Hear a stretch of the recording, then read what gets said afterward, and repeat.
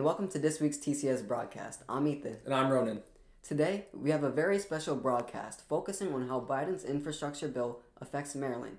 Then for TCS news, we have some great artwork to show off, a special staff highlight, and giving thanks to everyone during Thanksgiving. Last Monday, President Biden signed a $1 trillion infrastructure bill into law, enacting a key piece of his domestic spending agenda that will funnel billions to state and local governments to upgrade roads, bridges, transit systems, and more. This bill had a rough time passing through Congress due to House Democratic progressives who didn't want to vote on it because they wanted Biden's Build Back Better plan passed at the same time.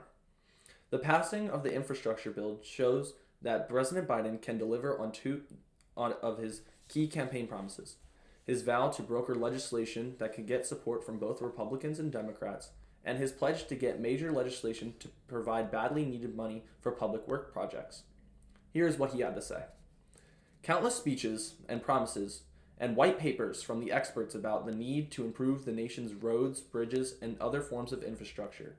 But today, we are finally getting this done. So my message to the American people is this: America is moving again, and your life is going to change for the better. So, what impact does the infrastructure bill have on the people who live in Maryland? Ethan? Well, Maryland will be receiving about $6 billion in total from Biden's infrastructure package. $238 million of that will be going into the Chesapeake Bay for its restoration and conservation. We'll also receive $4.1 billion for road and highway programs because over 2,200 miles of highways in Maryland are currently in poor condition. $400 million for the 273 damaged bridges in our state. Americans reportedly have to spend $637 a year on expenses due to driving on the roads and bridges in need of repair. Also, over the next 5 years, we'll get $1.7 billion to improve public transportation, $63 million to create more charging stations for electric vehicles, $100 million to expand broadband internet coverage, since over 150,000 Marylanders lack broadband internet. Over the next 5 years, we will also receive $8 million to protect against wildfires and $16 million in cybersecurity. Lastly, airports will be receiving $158 million. Biden and his infrastructure bill and future bills are expected to change the economy for a very long time, in ways such as his tax credit saving a lot of kids from poverty. I think that this bill will significantly help our state with its dire need of improvement.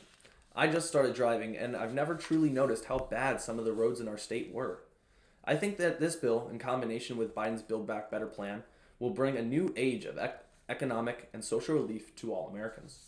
I think that this is going to help a lot of people, especially with creating new jobs for people to work in areas such as construction and many other categories, while improving the quality of life for people who depend on those working in these fields. This will improve Maryland for the better. Now, it's time for everyone's favorite part, TCS News. On Wednesday, we had a special government class. The class was taught by Miss Mary Louise. She came in and talked to us about her time in office. Miss Mary Louise was a state delegate for Maryland in the 1990s for Harford County. What did she speak about, Ethan? She spoke about how she was on the Judiciary Committee, where she and other state delegates spoke about crime bills. These are bills where crimes deserve higher sentences and what punishments are attached to the crime. Miss Mary Louise said that this part of her job was the worst because they talked about a lot of sensitive subjects and there was limited staff to help with the bills. After being on years of that committee, she got put onto the Budget Committee, which she said was much easier because she got to talk to agency heads and allocate money while having lots of staff to help with the process. After being in the House of Delegates, what did she want to do next, Ronan? After getting tired of the House of Delegates, she ran for office in the state Senate, but lost by only a couple hundred votes. After she lost, Miss Mary Louise continued to work for the government, but not as a delegate. While she was a delegate, she said that she loved working with her constituents, which are people like you and me, her voters. She talked to us about how most of the time she voted based on what her constituents' needs were and how they wanted her to vote. But sometimes she voted against them because she viewed the issue was too complex or she flat out didn't agree with her constituents. Miss Mary Louise, thank you so much for this amazing government class. You taught me so much and you are so great, and we would love to have you again to explain more about government. Thank you for the wonderful class, Miss Mary Louise. You really expanded my knowledge with your experience. Also, on Wednesday, we had to say goodbye to Miss Liz. She was the college writing teacher. She taught us the art of writing essays and how to analyze pieces of text properly. With her, the juniors and seniors wrote their college essays and a persuasive essay. And she said that she was going to use this time to take a break and do some traveling and see family, and will most likely return in the spring. On her last day, we celebrated her by giving thanks for all she has done. Miss Liz, you are a great teacher, and I hope to see you again in the spring. Miss Liz, I'm so grateful for the time we've had together, and you've really improved my writing skills by a lot. Thank you so much for your time, and we'll miss you. Continuing with Wednesday, we also had our playwrights class again. For this class, we worked on developing our plot and what's inside of it.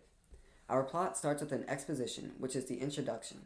Then you have the rising action, the climax, the falling action, and lastly, the resolution.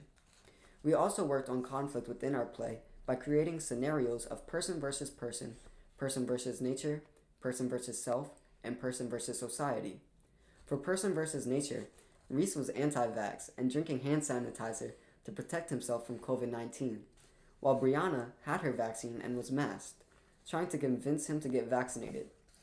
Then Ronan, who was COVID-19, went up and killed Reese.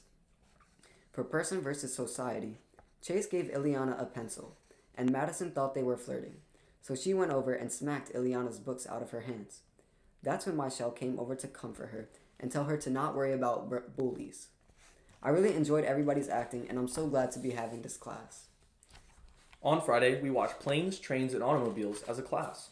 The movie Trains, Planes, and Automobiles is a 1987 loving and caring comedy about Neil Page, played by Steve Martin, who is trying to get home to Chicago to spend Thanksgiving with his wife and kids.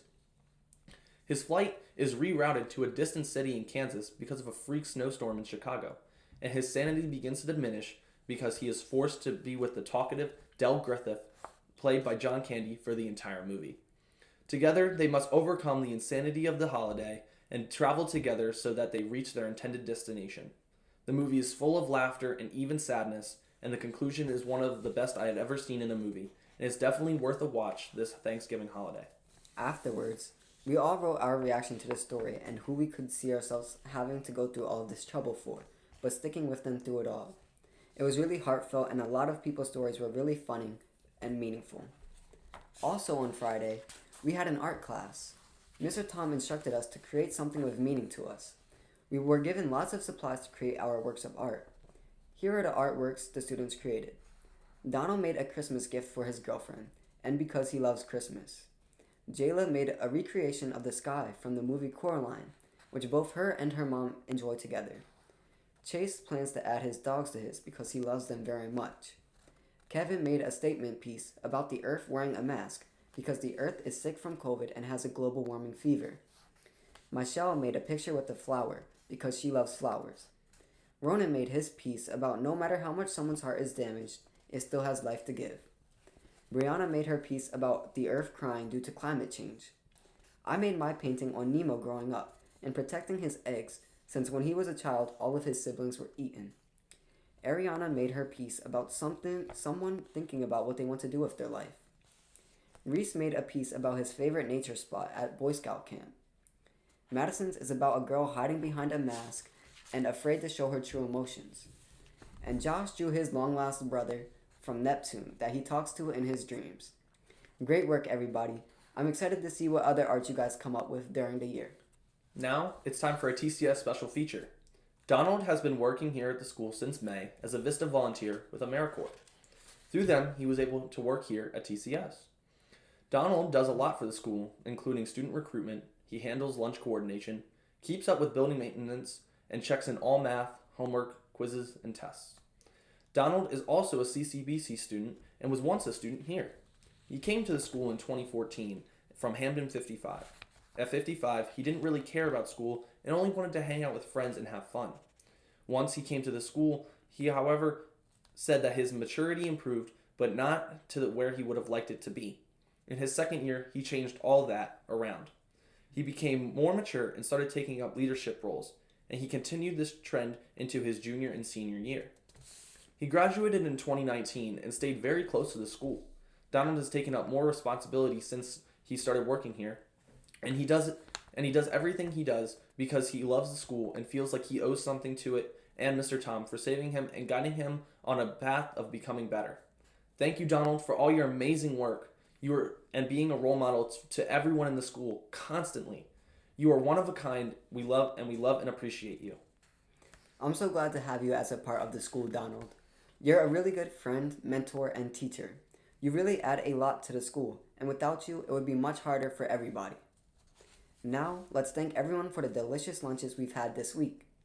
Thank you, Miss Angie, Michelle's mom, for the pizza on Wednesday. You're a great addition to the school, and you quickly became a very important part of our community, so I really appreciate your effort. Thank you, Miss Stephanie, for the pulled chicken with shredded cheese, veggies, and yellow rice. With you are so wonderful. I'm sorry. We are so wonderful, and we love seeing you. You are 1 in a trillion, and we thank you so much. Thank you, Mr. Don, for the pizza on Friday. You've been so amazing the whole time you've been in this school, and I'm so glad for everything you do for us. You and your writing classes are really important to me, and I'm sure everyone else in the school as well. Thank you, Miss Gale and Mr. Lenny, for the chili and cornbread on Monday. You guys do so much for the school behind the scenes, and we appreciate you so much for everything you do. We can't thank you enough. Thank you, Miss Peg, for the turkey sandwiches, cheesecake, grapes, and chips on Tuesday. I really liked the food, and I actually ate it. You're an amazing person, and thank you for always supporting us.